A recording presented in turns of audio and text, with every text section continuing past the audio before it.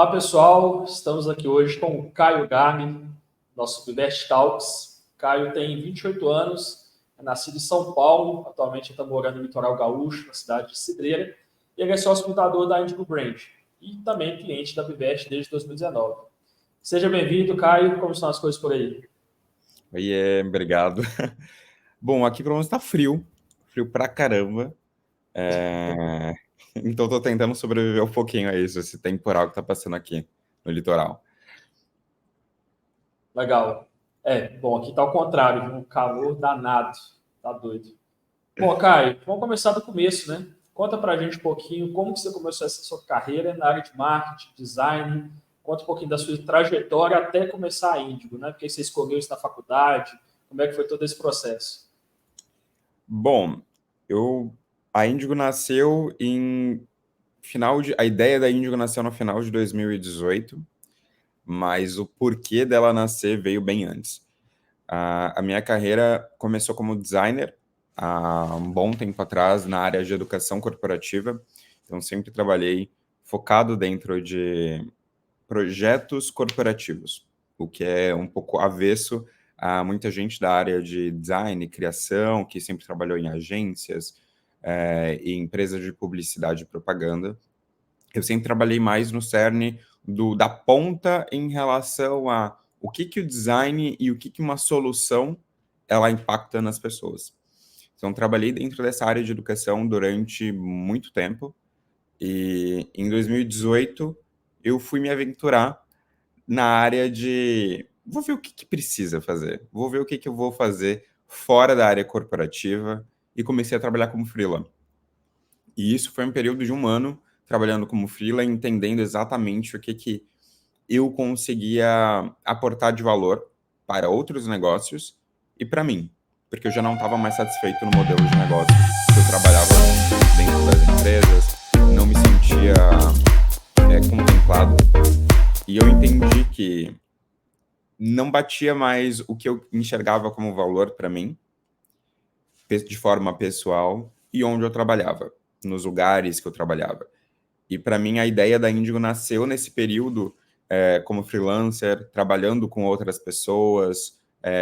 Sempre os clientes vinham até mim querendo algo mais do que eu entregava na área de design. E eu sempre trazia outras pessoas ali. E sempre perguntavam, não é uma empresa? Não é uma empresa? E eu falava, não, não é uma empresa. Eu sou um freela e estou trazendo algumas outras pessoas para trabalhar junto. E começou muito nisso de entender o que estava rolando, porque eu sempre frisava que não era uma empresa.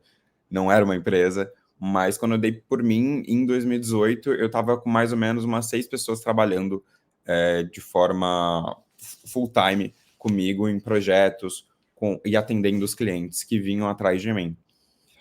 Então eu entendi, eu falei assim, cara, tem algo que não tá batendo. Se eu sou um freela, por que eu tô quase com uma equipe aqui comigo?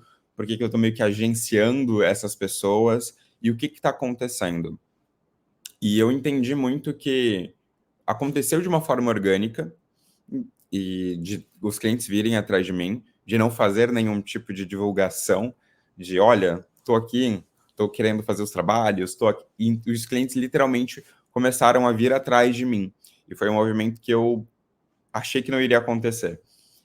E quando eu vi que eu estava com essa equipe de, sei lá, 5, 6 pessoas comigo, frequentemente ali atendendo os clientes, tanto na parte de design, quando eram coisas que eu não conseguia atender, na parte de mídia, na parte de diagnósticos, eu falei, isso é uma empresa realmente. E isso no final de 2018 começou a se concretizar de uma forma mais estruturada, e eu falei, eu realmente preciso mudar isso, mudar a forma como eu estou me posicionando como um freelancer, porque, querendo ou não, essa empresa está nascendo.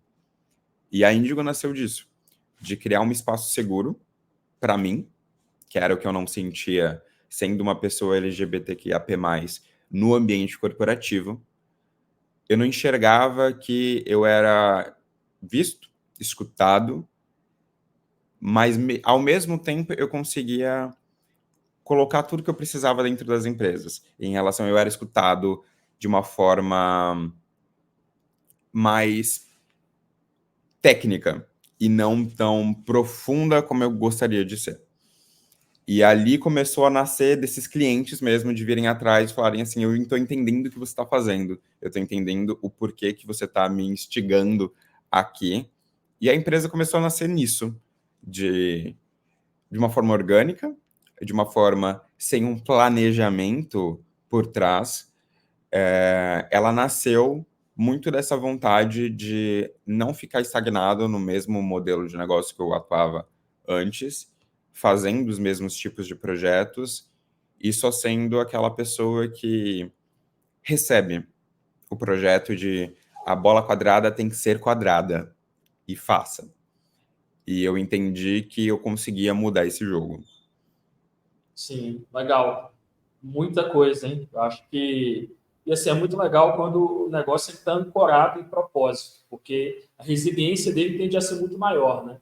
Então a gente passou aí por vários momentos, desde 2018, você teve vários ciclos econômicos, de saúde, várias coisas, e a gente só veio amadurecendo durante esse tempo todo exatamente porque está ancorado em propósito, né? E aí você consegue perseguir realmente o seu objetivo e o mais importante, né, você não está mudando o tempo todo conforme a onda está batendo, conforme as coisas estão chegando. Você está se mantendo firme naquilo que você está buscando. Eu acho que isso é a coisa mais relevante dessa história toda. Né?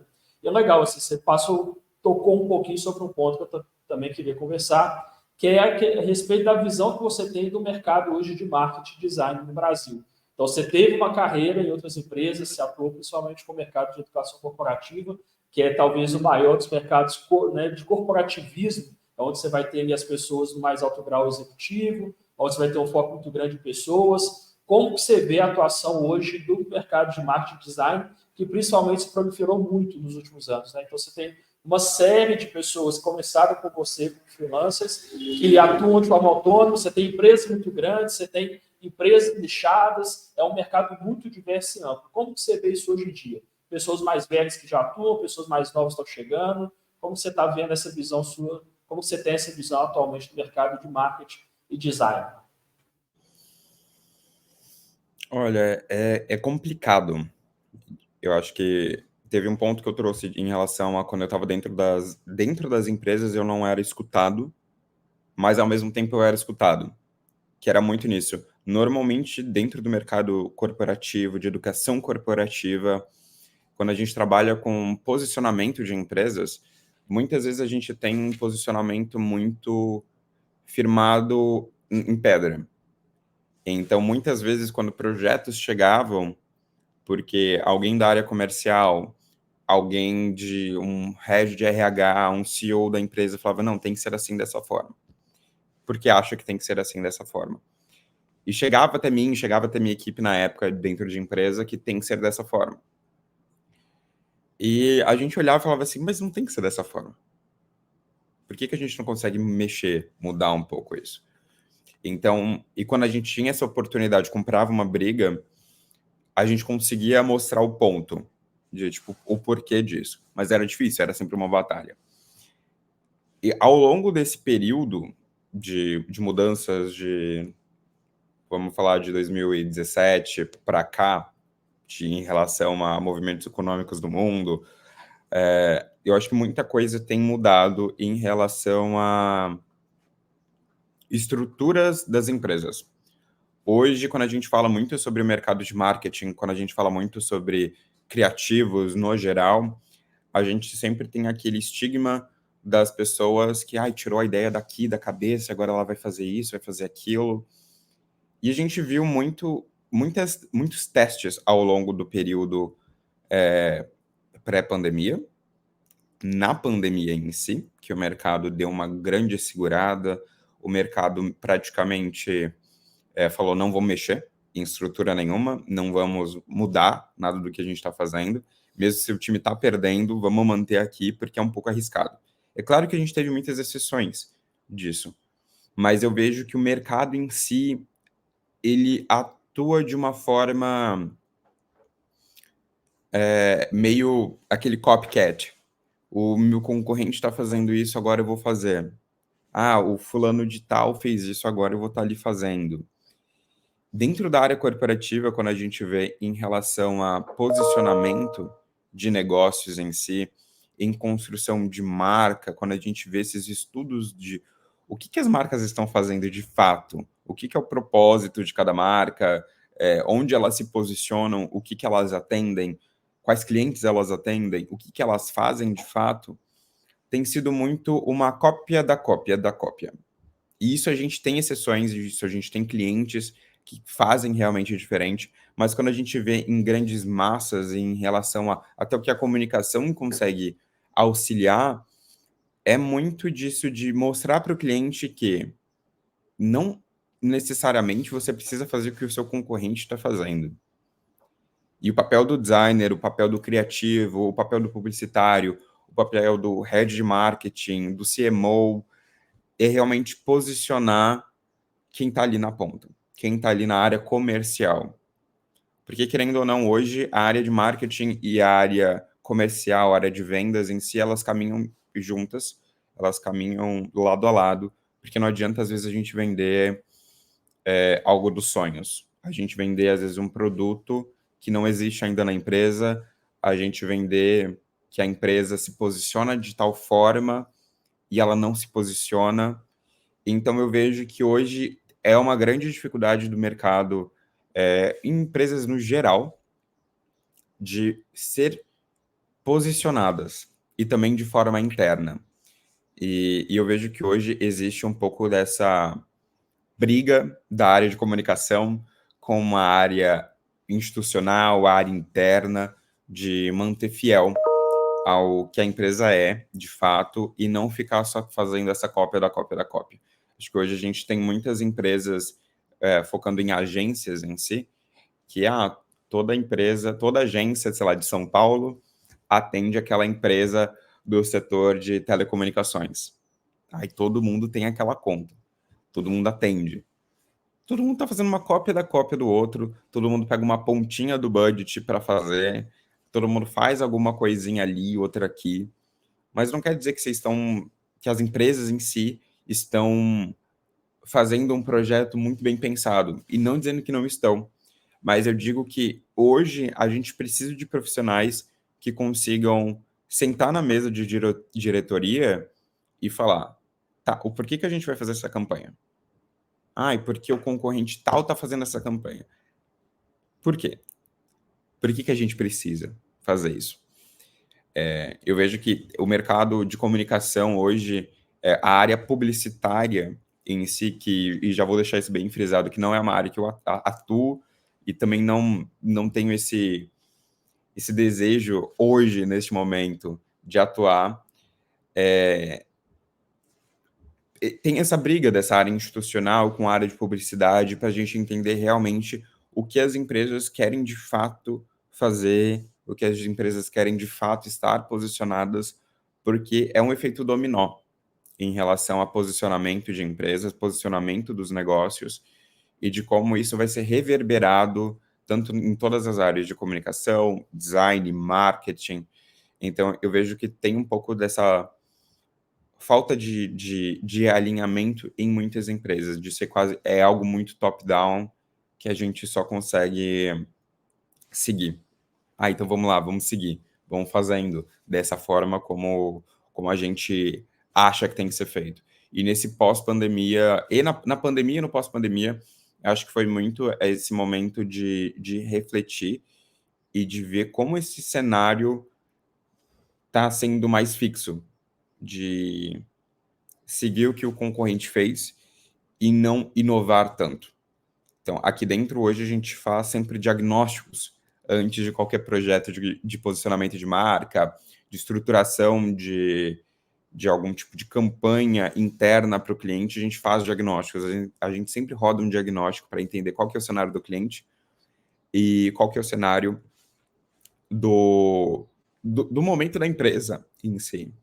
Então, a gente tem visto muito disso, de como os concorrentes se posicionam das empresas. E tem sido muito esse um denominador comum, tem sido, acho que, esse medo e fazer mais do mesmo em si. Sim. E é legal porque conecta com o que a gente está falando antes de propósito, né? Exatamente pelo fato de boa parte, às vezes, dessas empresas que estão orbitando, às vezes, um player maior, um concorrente maior, às vezes não estão ancoradas nesse propósito próprio, né, de fazer, mesmo que seja o mesmo serviço, mas daquela forma que elas entendem que é o melhor a ser feito, e aí elas vão navegando conforme o player maior está ditando a regra, ou todo mundo está orbitando ali, vai seguindo só o que já está sendo feito, para não correr nenhum tipo de risco. Então, conecta muito com o que a gente estava falando antes também. E não adianta, né? Você sempre vai ter vanguardistas, você vai ter a primeira pessoa, o primeiro negócio que vai trazer uma inovação, vai trazer algo que vai repercutir durante vários tempos. E na comunicação, no brand, né, no marketing em geral, essa, às vezes, uma decisão que você toma durante 6 meses, um ano, você só vai ver o impacto dela na percepção que os seus consumidores ou que os stakeholders no geral têm dali a 3, 4 anos. Uma marca que era valorizada de uma determinada forma há 3, 4 anos atrás, hoje em dia não é assim mais. E isso só aconteceu porque várias das decisões que foram acontecendo nesse período não acompanharam o que realmente deveria ter sido feito. Né? As decisões foram feitas e tomadas num outro caminho, de uma outra forma. Então, assim, esse processo, principalmente do top-down que você mencionou, ele tem que ser muito, muito, muito bem feito. Né? Você tem que fazer isso conversando muito com quem está lá na ponta, fazendo efetivamente, que está conversando com os consumidores e não simplesmente vários executivos tomando uma decisão pensando estritamente em budget. E aí, a gente falando aqui, né, você citou a questão da inovação, dos players que estão à frente das transformações do mercado, uma coisa que é inevitável a gente não falar é sobre inteligência artificial. Né? Eu vi recentemente no LinkedIn um dos creators lá falando sobre, ele mesmo, se não me engano, criou um vídeo do Boris Johnson, um vídeo não, uma foto do Boris Johnson, o ex-premier britânico, sendo preso. E assim, é perfeita a imagem, perfeita. O cabelo do Boris Johnson voando, os policiais prendendo ele. E, obviamente, era totalmente fake a imagem, né? Tudo criado por inteligência artificial. Como que você vê isso hoje em dia? A gente teve alguns casos até você tem como falar disso, né? Que são casos criminais mesmo, que aconteceram em algumas escolas ao longo do Brasil, se não em 2 escolas particulares do Brasil, que alguns alunos criaram imagens fakes das alunas, né? Como se fosse um nude que vazou, alguma coisa assim. E como que você vê isso dentro da área de marketing, né? Porque boa parte da área de marketing e design, porque boa parte do processo criativo envolve isso, né? Você aplicar a marca, você colocar ali a percepção do consumidor direcionada para aquilo que você quer colocar de acordo com a marca. Como você vê isso, o uso da inteligência artificial? Você acha que é benéfico, maléfico? Você acha que vai substituir por partes profissionais? Não vai? Vai ajudar? Vai atrapalhar? Como você vê isso? Olha, é aquela pergunta milionária, né? Mas é muito complicado. É uma situação delicada. O que tem acontecido é deplorável. Ver essa matéria dos alunos que estavam fazendo essa criação de imagens das alunas. É muito delicado, é muito complicado, porque hoje a gente não tem nenhum tipo de jurisdição em relação à inteligência artificial no que está sendo feito, pelo menos no dia de hoje. Até então, não vi que temos isso. Então, é muito complicado, é muito delicado.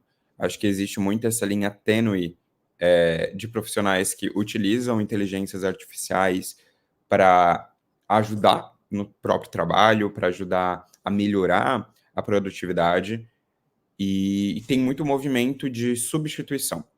Acho que tem acontecido muito isso, a gente tem visto muito na área de tanto de construção de imagens fake, como você trouxe, de chat GPT para substituição de redatores, o da criação de imagens para substituir ilustradores, mas é muito complicado porque a gente vê esse movimento de mercado buscando cada vez mais as ferramentas que vão substituir o profissional em si.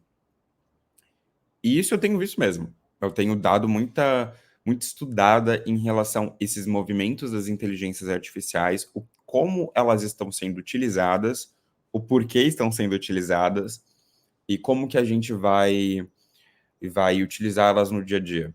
Acho que tem um grande movimento de mostrar como as inteligências artificiais podem ser usadas como ferramentas de produtividade, como podem ajudar a gente no nosso dia a dia, no trabalho, que é ótimo. Acho que tem muitas ferramentas que podem ser utilizadas para ajudar realmente no trabalho, em organização de tarefas e etc. Só que a gente entra nessa linha muito de... Como a gente não tem uma jurisdição para identificar o que está sendo feito e o que não está sendo feito, é muito bacana da gente criar uma imagem fake nossa, sei lá, nas Maldivas, no pico do Everest, do Papa usando aquele casaco de uma grife. É bacana, é divertido a gente criar essas manipulações, essas mudanças. Só que a gente, querendo ou não, a gente alimenta essas ferramentas com dados a todo tempo. Até antes dessas ferramentas de inteligência artificial, a gente já está alimentando elas com dados. Só que a gente tem que entender o porquê que a gente está fazendo isso, para que a ferramenta vai utilizar isso, porque, querendo ou não, são ferramentas que elas estão armazenando muitos dados, são ferramentas que elas estão só produtizando cada vez mais o serviço, seja o que for feito, seja uma ilustração, seja uma campanha publicitária, seja uma estratégia de negócio. Hoje em dia, se a gente procurar alguma inteligência artificial para criar roteiro de sei lá o quê, a gente vai encontrar. Se a gente procurar alguma inteligência artificial para criar um vídeo, a gente vai encontrar. Então, o porquê que tem muito esse imediatismo geral de tudo, para a gente ter tudo em 30 segundos na nossa mão, no nosso celular, a gente ter tudo pronto, ter tudo feito. Acho que bate muito numa tecla de seremos substituídos, não seremos substituídos, funções serão descartadas, trabalhos serão extinguidos. Eu acho que depende muito do que a gente faz. Depende muito do que a gente quer se posicionar e de como a gente quer se posicionar. Eu refleti muito nesses últimos dias em relação a até de inteligência artificial, você trouxe da construção das imagens fake. Eu estava na CCXP nesses últimos dias e teve até um debate sobre essa questão de ilustradores, de construção de imagens em geradores de imagem artificialmente.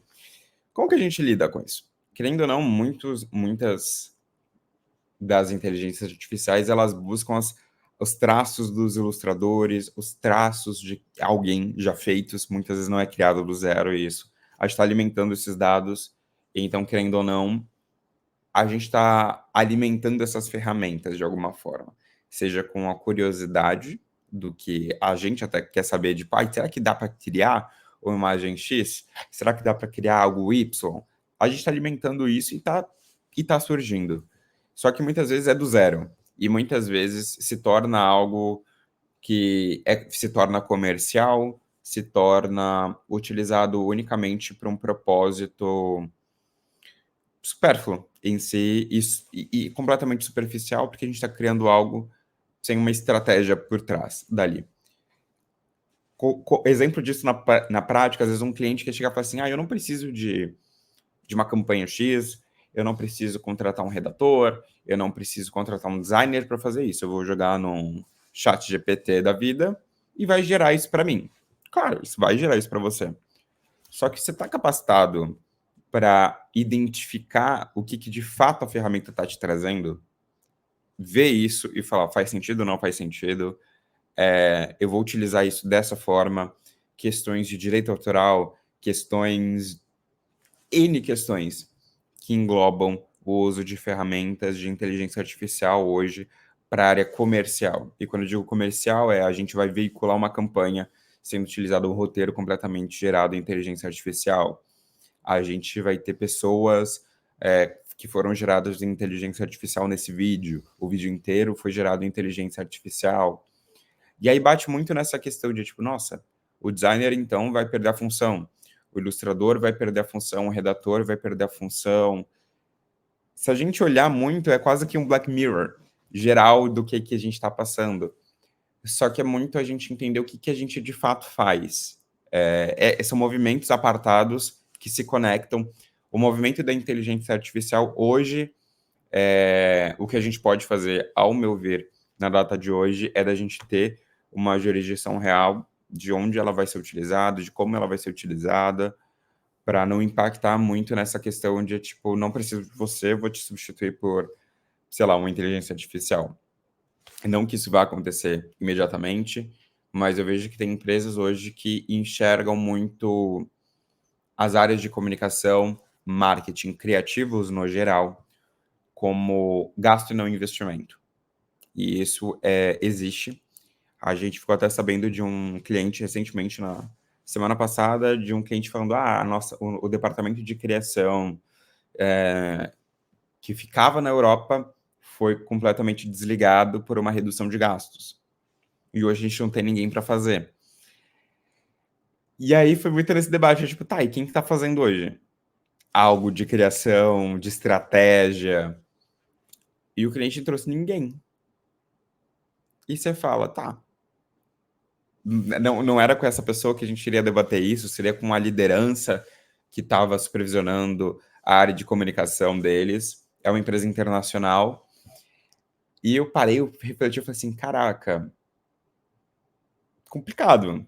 Complicado porque a gente hoje tem tratado tudo muito de uma forma rápida, de tipo, beleza, vou ter que fazer um corte de gastos, vou fazer o corte de gastos da área de criação, sei lá, vou substituir alguém pelo chat GPT, vou substituir alguém para, sei lá, qual plataforma hoje em dia, e vai pensando, uma pessoa que não seja uma pessoa de gestão, que não seja um gestor em si, um líder, e eu vou substituir essa pessoa por essa ferramenta, vou substituir isso por aquilo.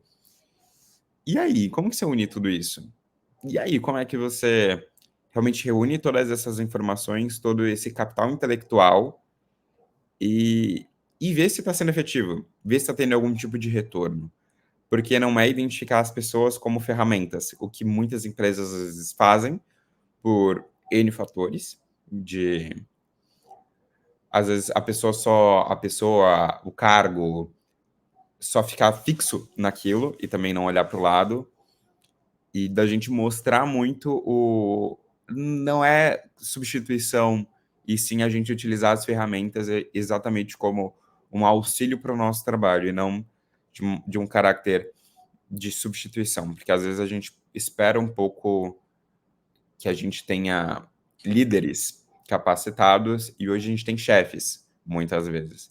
E o chefe, ele só vai querer ver o resultado, ele só vai querer ver o que você está trazendo de retorno para a empresa, e às vezes a gente nem sabe que a gente pode ter algum tipo de retorno, às vezes a gente não sabe que a gente pode posicionar a nossa liderança em si, que a gente não está satisfeito com algo que a gente está fazendo, que a gente precisa talvez de alguma outra plataforma, que a gente precisa de alguma outra coisa para o nosso trabalho melhorar.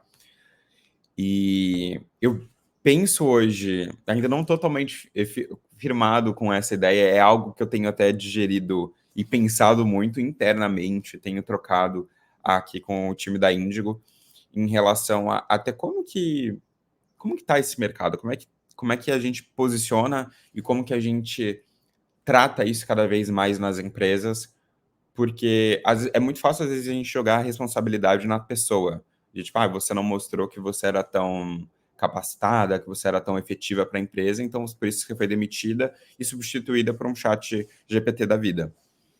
E não é assim. Eu acho que as empresas estão carentes, não é a palavra, mas falta termos líderes nas empresas que enxergam os funcionários, colaboradores, sejam como cada empresa preferir chamar, enxergam as pessoas ali dentro como pessoas e não como uma função, e não como um cargo, e não como um entregável que tem que ser feito. A gente precisa de lideranças capacitadas, a gente não precisa de chefes. Eu acho que a figura do chefe, aquela coisa autoritária do patrão em si, que é muito essa figura que substitui as pessoas, que substitui sem dó e olhando só em relação a conseguir tirar uma pessoa, tô tendo um saving na minha área de tantos mil Sim. porque eu demiti essa pessoa e tá ótimo. Então acho que tem muito esse movimento da gente não ter só chefes, a gente tem pessoas capacitadas que vão conseguir olhar e ver que não é só substituir as pessoas pela inteligência artificial, porque é um movimento que, querendo ou não, vai vir para ficar, de inteligência Sim, artificial e de com certeza. plataformas. É, e assim, acho que você tocou em um ponto, acho que é o mais que a gente consegue extrair disso, que se aplica tanto no meio corporativo, comercial, quanto também na criação, a utilização dessas IAs para outros objetivos. Então, eu já vi, por exemplo, algumas bandas que eu gosto, um dos cantores morreu e eles colocaram a voz dele para cantar músicas recentes, né, que ele nem faz parte, porque ele já estava morto na época. E o que mais diferencia, e agora o grande desafio é esse, porque antes a gente via aplicação de tecnologia em coisas que não eram criações humanas. Né? Então, o Big Data para gerenciar muita informação que nenhum ser humano seria capaz. Agora a gente está vendo a aplicação disso em coisas que o homem cria, né? O ser humano cria. Então, ele cria música, ele cria imagem, ele cria ilustração, ele pinta. Tudo são coisas que o ser humano percebe e coloca em determinada arte. Roteiro, por exemplo, né? Você citou os roteiristas, ele é a greve lá de Hollywood. Então, esse é o grande desafio. A minha posição é de que quanto mais a gente conseguir manter coisas que são genuinamente humanas, melhor, porque todo o resto se esvai. Todo o resto. Então, você vai ter robô construindo prédio, fazendo uma série de coisas. Mas eu acho que quando a gente toca em aspectos criativos, artísticos, a minha visão geralmente é de, pô, vamos deixar o ser humano fazer isso, porque é uma das únicas coisas que nos torna diferentes do resto das outras espécies, né? Essa cultura que a gente consegue gerar. E aí você tocou em um ponto também que acho que já conecta com o próximo assunto, que foi o saving, né? E várias dessas decisões que você citou, trocar uma equipe por uma inteligência artificial. Por quê? Porque é mais barato, é muito mais produtivo. E aí a gente entra na parte de finanças, né? Que é exatamente o que a Bivert faz. Quando você está, naquele momento de se ver não mais como freelancer, mas como empresa, como índigo, já estava gerenciando uma equipe, já estava emitindo nota, como que faz sua relação com as finanças, né? No começo, a gente está junto desde 2019, então você ficou um tempinho ali fazendo isso por conta própria. Como você lidava com essas finanças? Você gosta de finanças, não gosta? Como é que você controlava esse dinheiro da Índigo antes, né? Emitia as notas, pagava a gente, via se vai ter dinheiro, não vai ter dinheiro. Como é que era a sua relação com o dinheiro logo no comecinho ali da Índigo? Olha, eu nunca fui aquela pessoa que gostava de finanças, nunca gostei de números, nunca pensei em trabalhar com isso. Hoje eu atuo na área comercial. Então é aquela coisa que a gente olha e fala assim, meu Deus, onde que a gente vai? Mas em 2018, eu acho que algo que me deu muito esse estalo foi, eu não tenho um patrocínio. Eu não estou iniciando essa jornada como freela, tendo uma grana guardada. Foi muito no sentido de não aguento mais ter burnout, não aguento mais estar à beira. Eu preciso fazer coisas que eu gosto. Eu preciso fazer coisas e estar conectado com empresas, com negócios, fazendo projetos que eu gosto. E foi muito na cara e na coragem de fazer isso. E eu comecei a organizar no sentido de, tipo, tá, eu tenho a grana que eu peguei da última empresa onde eu trabalhei. Eu falei assim, eu vou utilizar, e eu fiz uma conta de padaria, de como que eu vou me organizar tendo essa grana. E eu vi e falei assim, tá, essa grana vai dar durante tanto tempo. E eu pensei, beleza, eu tenho isso salvo aqui. Dá, sei lá, para quantos meses. Eu vou me organizar. E eu preciso, sei lá, do meu custo de vida. Eu identifiquei primeiro qual que era o meu custo de vida, vendo depois do que eu tinha salvo. Identifiquei qual que era o meu custo de vida, o que era realmente um custo meu de vida, sendo aluguel, sendo contas de água, luz, internet. Identifiquei o que era isso, identifiquei lazer também. E eu falei assim, tá ótimo, eu vou buscar projetos que pelo menos vão me dar uma segurança monetária e vou buscar projetos que, que eu vou estar bem. Eu vou estar ali, tipo, fazendo tranquilamente, vou estar sem nenhum tipo de pressão.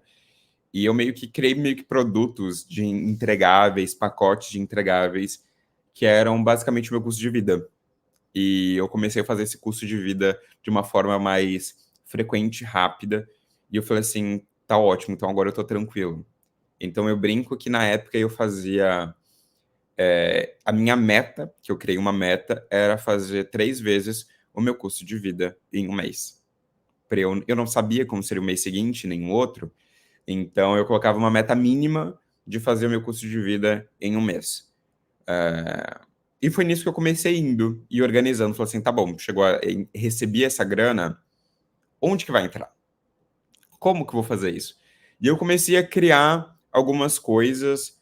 Por ser da área de criação, eu comecei a tentar pensar de uma forma didática para lidar comigo. De como não ser alguém da área contábil, de não ser alguém que lida com finanças, nunca lidou com finanças.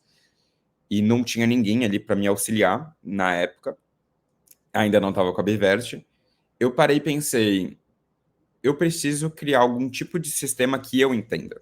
Algum tipo de sistema que faça sentido para mim. Então eu identifiquei que cada projeto que eu fosse entregar para um cliente, que eu fosse mandar para um cliente, ele tinha 3 momentos, que seria o quê? A proposta que eu iria mandar para o cliente, o projeto após aprovado e a nota fiscal de recebimento.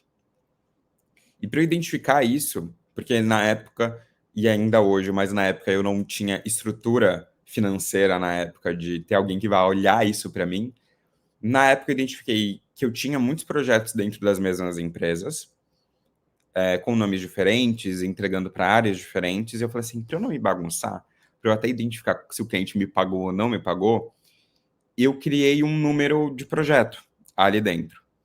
Então, para cada projeto que eu fazia, tinha um número construído por mim, que era um código, e eu identificava ali. Então, esse número ia desde a proposta até o projeto, quando eu salvava no meu Google Drive da vida, e quando era a emissão da nota fiscal também. Então, eu sabia que aquela nota fiscal que eu recebi, sei lá, de R$ 1, era daquele projeto que eu tinha mandado há 6 meses atrás, que foi aprovado, que eu já fiz, e que o cliente tinha que me pagar na data, e ele me pagou na data. Ah, mas estava ali marcado no meu controle, que eu montei também um controle numa planilha de Excel da vida, que era colocando, era muito simples, que era colocando o número do projeto, esse número, esse código em si, qual era a empresa, qual era o título do projeto, sei lá, construção de um e-book X. Colocava ali, colocava o nome de quem me solicitou, porque na época é aquilo, eu estava muito amador em relação a controlar as minhas finanças. E foi muito tipo assim, eu colocava o nome da pessoa completinho, e-mail, telefone e tal, e o nome da empresa. E depois eu fui retirando, porque eu falei assim, cara, eu já tenho tudo isso salvo no meu e-mail, eu não preciso colocar qual que é o e-mail, qual que é o telefone da pessoa. Eu só colocava quem era o meu solicitante, o valor da proposta que eu mandei para o cliente, o valor que foi aprovado e a data de pagamento. E o número da nota fiscal. E eu montava ali o controle e identificava, colocava os filtros de quando que eu recebi, quando que eu vou receber, quantos projetos eu estou tendo ali no cliente. Então eu lembro que, para mim, naquela época, a minha meta era que eu tinha feito uma meta comigo mesmo, que só eu me cobrava, que era ter o custo de vida de 3 meses minimamente, durante um mês. Então eu tinha que fazer pelo menos projetos que supriam 3 meses do meu custo de vida. E eu queria muito bater o MEI. Eu queria muito bater o teto do MEI na época. E fluiu. E acho que ficando nesse 1 ano e acho que 2 meses, fazendo sozinho as minhas finanças, eu olhei e eu falei assim, cara, eu entendi o fluxo, eu entendi como que funciona, só que agora eu não tenho mais como fazer isso, porque eu já estava me perdendo ali em relação a volume. Eu falei, tem muito volume, ficar batendo número, ficar batendo isso, batendo aquilo. Tem muita coisa para fazer.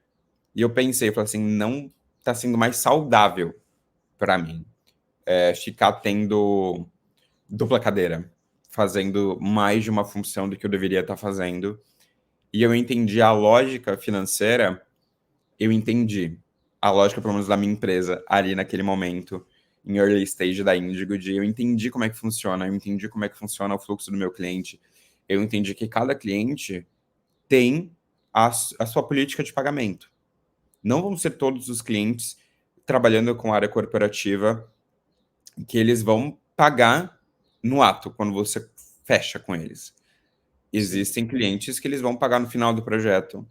Existem clientes que vão pagar uma entrada, clientes que vão pagar no final. Tem variações de modalidades trabalhando com área corporativa e não trabalhando com uma empresa de pequeno porte que muitas vezes vai querer parcelar um projeto, sei lá, de R$ 10 em 10 vezes. Tem clientes que têm políticas de pagamento completamente diferentes do outro. Então, a gente tem que ser flexível em relação a isso e ter um armazenamento de dados de cada cliente. O cliente X, qual que é a política de pagamento deles? Como que esse projeto vai ser pago? Até onde a gente consegue negociar internamente e externamente para a gente não ficar vendido e para a gente ter essa organização financeira. Então, uma das coisas que eu comecei a fazer é identificando isso, que cada cliente tinha a sua política de pagamento e identificando, não é porque eu fechei um projeto hoje que eu vou receber ele hoje. Eu vou receber ele, sei lá, daqui 45 dias, 60 dias, 80 dias, e tá, como que eu vou cobrar também o cliente? Onde que o cliente vai pagar? Qual conta bancária que o cliente vai pagar? Como que isso tem que estar descrito na nota fiscal? Então, foi um ano descobrindo tudo isso, foi um ano pesquisando muito isso, porque o meu único pensamento era: eu não tenho muita margem de erro. Eu não posso ter uma margem de erro, sim, porque, querendo ou não, é grana. E eu tava nesse momento muito sozinho. Tipo, eu tinha outras pessoas que estavam ali comigo, então às vezes eu recebia do cliente, eu tinha uma parte que eu recebia, uma parte que eu tinha que pagar as outras pessoas também. E eu tinha que criar, entender tudo isso de qual que é a data de pagamento para as pessoas, qual que é a data de pagamento para os clientes. Então, foi muito desse momento de entender esse mundo financeiro. Eu acho que se eu pudesse voltar atrás, eu faria tudo de novo, porque isso abriu muito a minha cabeça de lidar com a minha própria empresa, de lidar com a energia monetária, de lidar com a grana e entender a importância de precificar bem os serviços, a importância de saber cobrar o cliente também, porque é necessário a gente fazer isso, porque a gente não pode viver no mundo de Alice achando que, tipo, o cliente vai sempre pagar, o cliente não vai me dar um calote. É fazer contrato, é ter tudo extremamente descrito o que vai ser feito, não deixar em linhas pequenas, e isso afeta toda a parte financeira, porque muitas vezes se a gente deixar algo aberto demais, a gente prejudica a empresa, a gente prejudica a margem da sim. empresa. Então, foi um ano muito de aprendizado, e nesse período, bem no finalzinho ali de 2018, início de 2019, eu falei assim, eu preciso contratar alguém ou contratar alguma empresa para tocar isso, porque não dá mais. E foi nisso que eu conheci a Bivert, foi também por conta até do Breno, o Breno da Mata, que eu já acompanhava o trabalho dele antes. E eu li e falei, cara, faz sentido com o que eu quero para mim, de ter uma liberdade no sentido de não me preocupar com isso, de ter um acompanhamento, de estar olhando para aquilo, mas entender que finanças não é só o númerozinho, finanças tipo, é realmente o coração da empresa, para a gente saber como que a gente vai estar daqui, sei lá, 6 meses, um ano, para a gente ter essa segurança, para a gente não ficar ansioso. Eu brinco que lidar nesse período com as finanças da empresa, minhas, nesse período de um ano extremo, e trazendo a Bivert também para Índigo, foi algo que me tirou muita ansiedade. E eu brinco que é a ansiedade monetária, que era aquela coisa de empreendedor, de medo de às vezes abrir o aplicativo do banco e falar, meu Deus, tem algo errado aqui. Então acho que mudou muito isso, sabe? Essa dinâmica de lidar com o dinheiro e de ver essa importância que tem que ser dada. Não, legal, muito bom. Esse medo aí realmente acontece, viu? Já vi muita gente fazendo isso, esse medo de abrir o aplicativo e será que a notícia é boa ou é ruim, né? Assim, alguns pontos que eu acho bem legais que você tocou. O primeiro deles é a respeito do nível do controle que a gente tem no começo da empresa, né? Então, tem muita gente que acha que no começo da empresa tem que ter controle exatamente sobre tudo, os mais complexos, os melhores sistemas, com o máximo de informações. E não, o importante é você ter controle do que é necessário controlar. Porque o negócio, quando é menor, você consegue controlar poucas informações, com um volume menor, e isso sempre foi uma coisa que eu gostei muito na Índigo, né? Você sempre teve os controles necessários para cada etapa da empresa. Essas planilhas, o número de proposta, que é algo que ajuda muito no modelo de negócio que a Índigo tem. Então, essa maturidade de entender o que o negócio precisa nesse momento, isso faz muita diferença. Senão você acaba gastando muita energia para controlar e não consegue executar, não consegue planejar. Você está o tempo todo controlando coisas, né? Um ponto também que eu acho muito legal que você acabou colocando é a respeito do papel do profissional da área financeira, né? Que é exatamente isso. O financeiro, eu costumo falar que um profissional financeiro, quando ele está fazendo um diagnóstico, uma análise, uma DRE, o que for, ele está olhando como se fosse o exame médico da empresa. Então, estou tentando entender tem algum problema, qual que é a origem desse problema, qual que é a repercussão desse problema, quanto tempo que esse problema tende a durar. Ele não é só para pagar, receber e mandar informação para a contabilidade, muito pelo contrário. Né? E ainda mais no momento que todo mundo passou aí, 2020 até então, esse momento pandêmico, ninguém esperava que em março de 2020 as coisas iam tudo fechar, né? Então, naquele momento eu tenho dinheiro até quando? Até quando eu consigo me sustentar? Até quando eu consigo pagar meus fornecedores, pagar os tributos? Então, esse é um ponto muito importante. E também o fato de você conhecer o seu negócio. Então, esse período pré-diverte, né? Que você foi, tocou o financeiro, tentou entender como funcionava, entendeu o prazo de recebimento, prazo de pagamento, entendeu o que você precisava gerenciar de informação financeira, te propiciou hoje que a gente consiga ter uma conversa, por exemplo, nos relatórios, que você consiga ter uma visão financeira que é apurada. Né? Obviamente, você não é da área financeira, mas você conhece o financeiro do seu próprio negócio. Muitas vezes os empreendedores não querem nem saber do dinheiro. Só me manda para uma bora, só cobra os meus clientes, tem medo, tem pavor. Né? Nem pavor só de abrir o banco, não. É pavor de disputar sobre o dinheiro. E eu acho que isso prejudica muito, porque é como se você não estivesse olhando a sua própria saúde. E você pode descobrir um problema na frente que vai ser muito grave. Né? E fora que o financeiro ajuda muito a você tomar as decisões comerciais, tomar as decisões de marketing, tomar as decisões de contratação de pessoas. Né? Então você tem que, quanto mais você entender do próprio financeiro, melhor ainda. Um ponto que eu acho que também é legal da gente tocar, como que foi, né, eu falo aqui a respeito do momento da pandemia, como que foi para você, ali a gente já estava junto, já devia ter um ano e pouco, como que foi esse momento para você, né, que geralmente trabalha com contratos com empresas que são grandes, esse momento, como é que você se viu ali em 17 de março de 2020? Geralmente essa é a data de corte para todo mundo, né? Eu lembro bem como é que foi. Foi muito bizarro, porque eu não estava em São Paulo, eu estava no Mato Grosso, e eu lembro de, tipo, estradas fechando, tudo acontecendo, eu não entendi o que estava rolando, porque eu já estava na estrada, fui de carro. Tinha tido já na hora uma reunião com o cliente, conversamos, depois abri o noticiário, vi pandemia, vi o que estava rolando de fato, porque eu estava numa onda de viagens internas no Brasil, vendo cliente, fazendo algumas outras coisas. E eu falei, cara, o que tá rolando? E eu lembro que foi muito propício, porque foi uma questão muito louca de parar e falar assim, cara, a gente precisa parar e ver o que vai rolar. E eu lembro que no dia seguinte eu tive uma outra reunião com um cliente que eu tinha tido nesse dia, falando sobre, a gente decidiu dar uma pausa no projeto por conta da pandemia e tal. E compreensível, normal. E a gente vai esperar mais uns 40 dias até tudo se normalizar. Foi beleza, não tem problema nenhum. A gente congela o projeto, a gente espera, porque era um projeto presencial. E vamos segurar. E eu lembro da gente ter ter visto muitas matérias, muitas coisas acontecendo e muitos clientes mandando mensagem perguntando como é que estão as coisas aí? Como é que as coisas estão acontecendo? E eu lembro que eu tive algumas reuniões com clientes em turmas de, tipo, sei lá, 20 pessoas, 20 clientes, 20 pessoas ali. Por quê? A Índigo já era remota antes.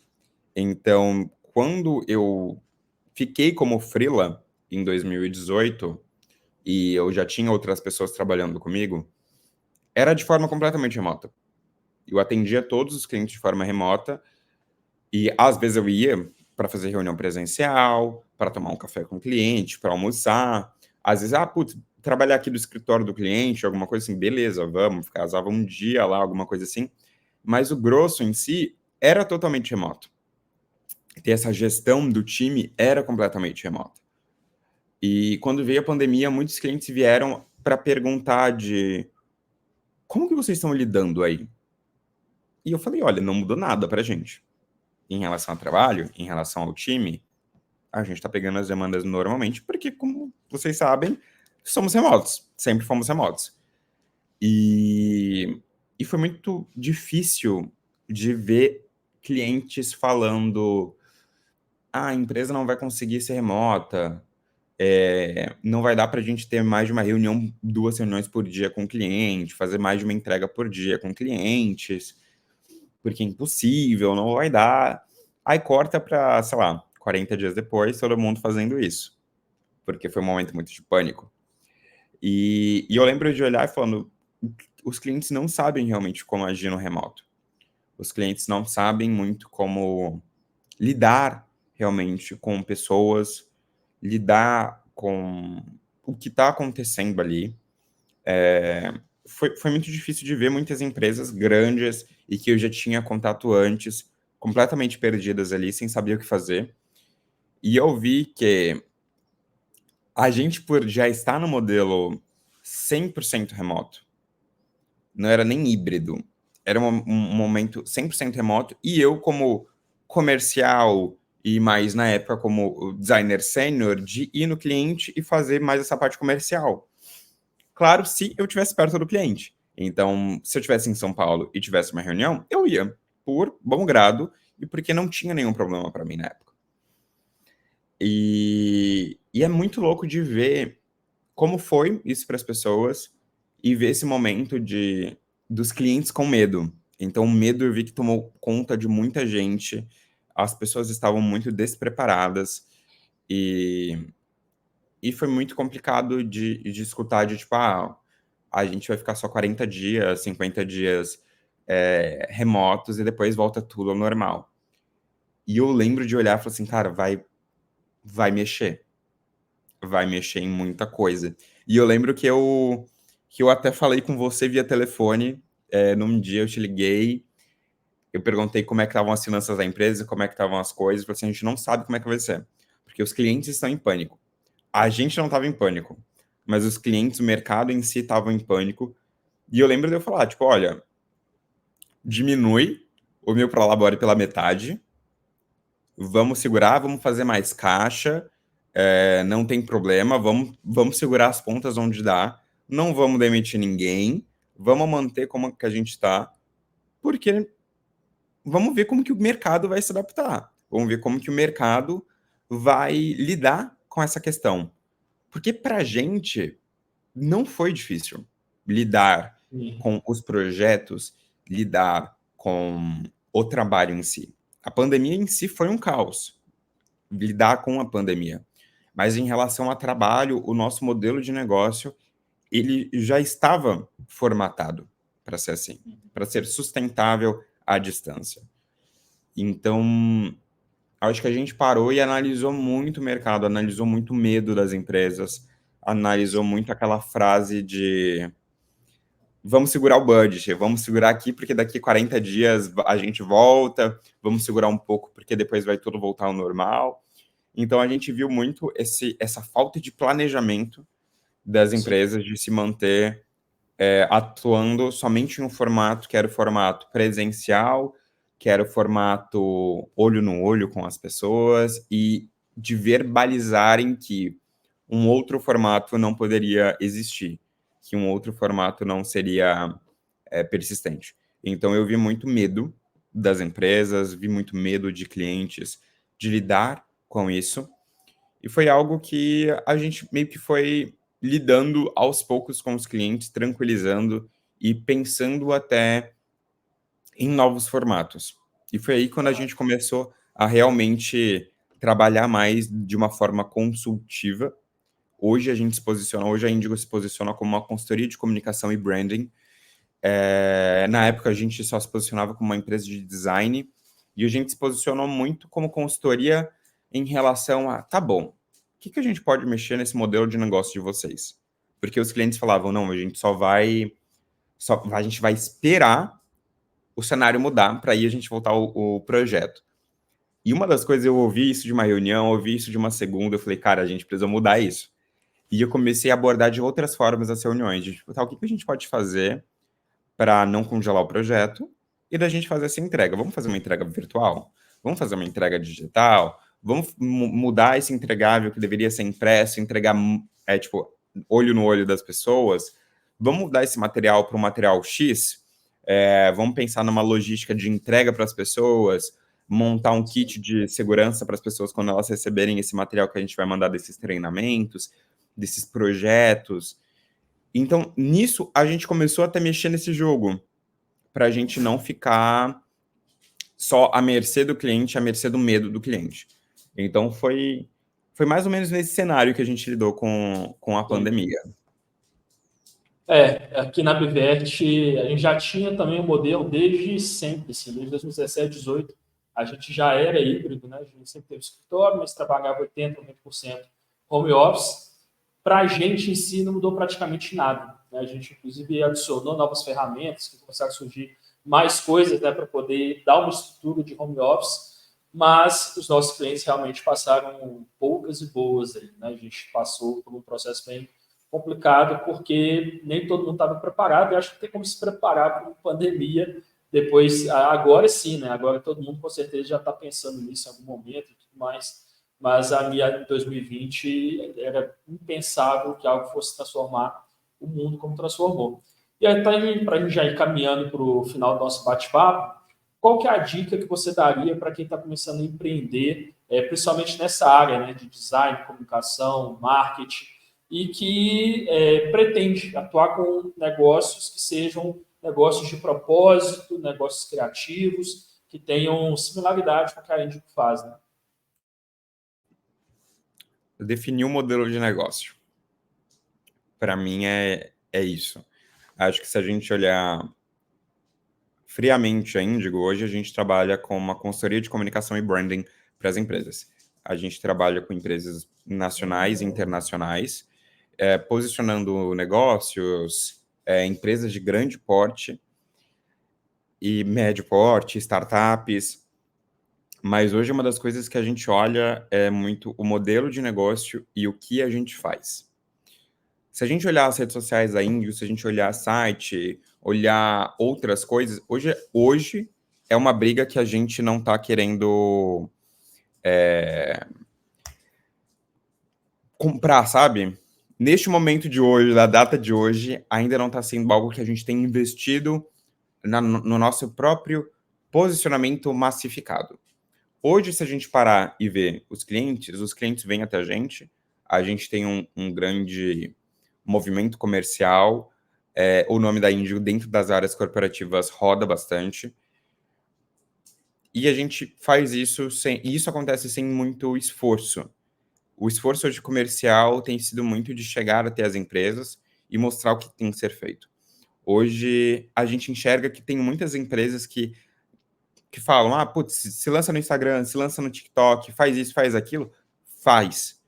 Façam isso, se posicionem, mas se posicionem no modelo do negócio de vocês. Se o modelo do negócio de vocês é para estar no TikTok, é para estar no Instagram, é para estar no LinkedIn fazendo algo, façam isso. Mas primeiro tem que identificar onde o cliente de vocês vai estar. Onde o cliente de vocês vai querer buscar a informação de vocês. Porque se você, sei lá, está fazendo alguma publicação da sua empresa falando sobre a empresa em si, o que que faz, o que que não faz. Se você não está trabalhando com mídia para direcionar aquele conteúdo para o seu cliente, quem vai ver vai ser provavelmente o seu concorrente, outras pessoas que não é o seu público. Então você vai estar colocando um esforço para pessoas que não é o seu cliente, não é o lead esperado. Então foca onde está o seu cliente, foca no cliente que você quer atender, e identifica qual que é a mídia, qual que é o caminho de comunicação com eles. Pode ser só via e-mail, pode ser via Instagram, via LinkedIn, via TikTok, via seja o que for, seja qual plataforma que for. Isso varia pelo modelo de negócio da empresa. Se vai ser um estúdio de design, se vai ser um estúdio ou uma empresa de uma agência de redes sociais, identifica onde está o seu cliente. Para quem que você vai vender os seus serviços? Depois que identificar isso, você vai saber com quem que você vai falar. E aí sim você vai se posicionar. Por isso que eu falo que a gente não pode copiar o que o outro está fazendo, o que o outro concorrente está fazendo, porque isso é muito fácil da gente ver, tipo, fulano de tal montou uma empresa, ele está em tal e tal lugar, e está fazendo uma publicação disso, disso e disso. Vou fazer também. Você sabe se o seu cliente está ali também? Você sabe se ele está se comunicando com o cliente dele ou com os concorrentes dele? Porque o que a pessoa normalmente traz é muito uma visão de concorrente, porque, o fulano de tal fez isso, vou fazer também. Então, para mim, hoje, uma dica para quem está iniciando, falando, não quero mais trabalhar na área, não quero mais estar como CLT, eu quero trabalhar por conta própria, eu quero ter minha própria empresa. Para e pensa, se deu o luxo de, sei lá, tirar um dia ou 2 dias, seja um sábado e um domingo, falando numa medida extrema, de pensar o que que você vai fazer, para onde você vai e o que que você vai prestar de serviços. A gente identificando mais ou menos isso, você vai saber para onde você vai, saber qual serviço você vai vender, com quem que você vai falar, e aí a gente vai criando essas propostas de valor, material institucional da marca, e por aí vai.